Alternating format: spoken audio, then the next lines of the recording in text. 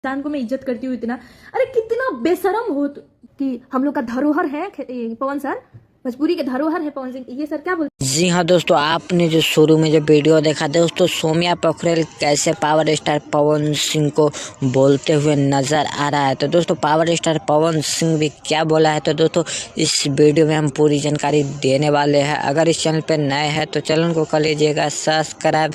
तो दोस्तों बिना टाइम लेते हुए वीडियो को शुरू करते हैं। दोस्तों आप लोग को पहले हम वीडियो क्लिक दिखा देते हैं कि क्या बोला है पावर स्टार पवन सिंह सौम्या पोखरेल। इज्जत करती हूँ इतना। अरे कितना बेशरम हो कि हम लोग का धरोहर है पवन सर, भोजपुरी के धरोहर है पवन सिंह। ये सर क्या बोलते?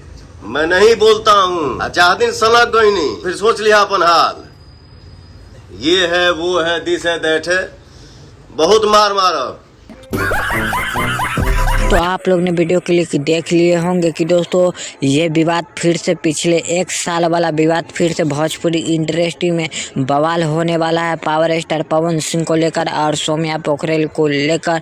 दोस्तों पिछला विवाद है जो कि पावर स्टार पवन सिंह को नहीं जानता है सौम्या पोखरेल। तो दोस्तों आप लोग की खबर की जानकारी मिल चुका होगा। तो दोस्तों हमारे कॉम सीके एंड चैनल में ऐसा खबर लेके आता रहता हूं। तो दोस्तों वीडियो को यहीं पे एंड करते हैं।